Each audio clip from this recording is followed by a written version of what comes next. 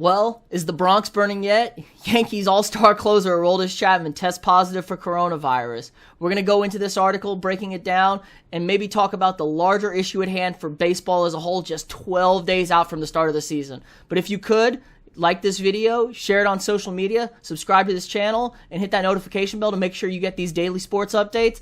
Let's dive in. From the New York Post, Yankees Aroldis Chapman has the coronavirus.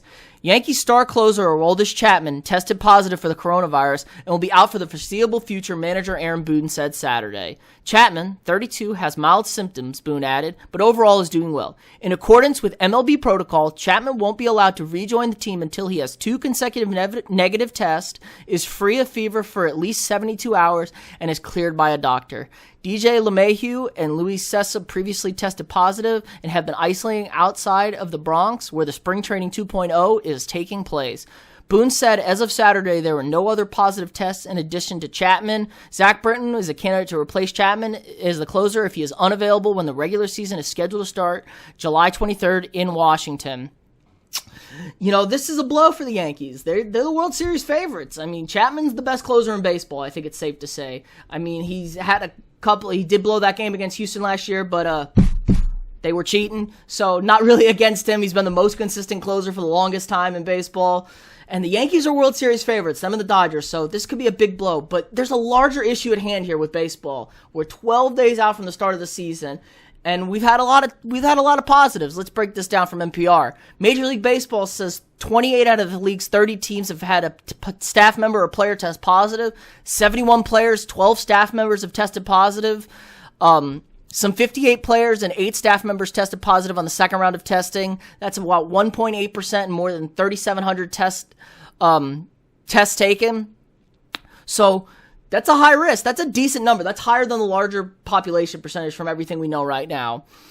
Let's see. He noted positivity rate of the league's tests is lower than the current 7-day U.S. national. There you go. I guess I'm wrong. The U.S. national average is spiking, though, which was, as of early, 8.4%. Wow, that's shocking. Positivity rate of MLB's intake monitoring is about 0.7 right now for everybody. I don't know what this means. I mean, the more and more tests we're having, it's a 60-game season. It feels like everyone's going to catch it eventually. And what's that going to be? What's the impact on the teams? Who's going to stay healthy? I mean, now we can really look into the bigger issue is players are opting out of the season.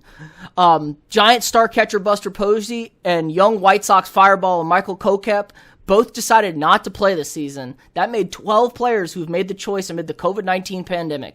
Expect that number to continue rising, and that it will not stop even after the regular season begins July 23rd. Agents and team executives spoken to anticipate a decision-making tactic akin to when a college football player now sits out a bowl game because the risk of injury prior to the NFL draft outweigh the reward. In the case of baseball, there's an expectation that wavering players might decide against continuing to play should they reach certain service time thresholds. Why take an additional risk if certain rewards are achieved along the way? So breaking it down, like some players, there's a 67-day season, and players will receive 2.78 days of service for every game played. Normally, a player needs 172 days of service for the year to count. So this impacts free agency. Like James Paxton, pitcher for the Yankees, only needs 7 days to qualify for free agency. Marcus Stroman, the closer for the A's, needs 8. Marcus Semien needs 19. The Dodgers new right fielder Mookie Betts needs 36. And he's going to be probably the highest paid player in baseball after this season if he has a good season. So this is a big thing. Guys might drop out. And what is baseball going to look like? If players are getting sick, players are dropping out, does the season get about 30 games in and then we have to cancel everything? I just don't know moving forward, what things are going to look like. It's seeming less and less optimistic about sports. I know I talked about the football yesterday and the cancellations of non-conference games. The Pac-12 followed suit, and they totally canceled non-conference games. I mean, the NBA bubble may be the only thing we have. The hockey semi-bubble that they have going on, the 2 host cities, maybe we get that through. I really, really hope baseball doesn't get into trouble, but it's not looking good. Just from the sheer numbers of people testing positive, the exposure they're going to have, and players just dropping out. Mike Trout is still on the fence about playing. Who knows if Mike Trout plays, the highest paid player in baseball, plays? That's a big knock for them if he doesn't play. Football doesn't care. They're playing. that's going to be what it is in the NFL. Home, away, no care, everyone's playing. So, but the issue really is on baseball. Everybody talked about this long labor process to getting this season agreed to, about how many games, the pay rate, and whatever. But it feels like the MLB missed a little bit on the protocols for safety and what the travel is going to be like. And some things are slipping through the gap. So, hopefully things get ironed out. Guys commit before the season. Guys don't drop out in the middle of the season, say, I'm done with this, I hit my service time.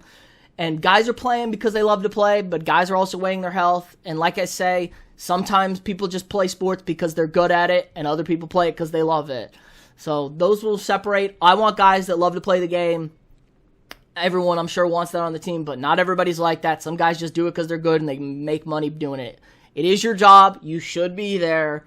But does the risk outweigh the reward when you're getting paid this kind of money? I don't know. We'll see. Hopefully everything runs a little bit smoother, but for now, I guess all we can do is hope and pray. Thanks for tuning in, guys. If you like this episode, make sure to share it on social media, subscribe to the channel, and I'll see you guys Monday.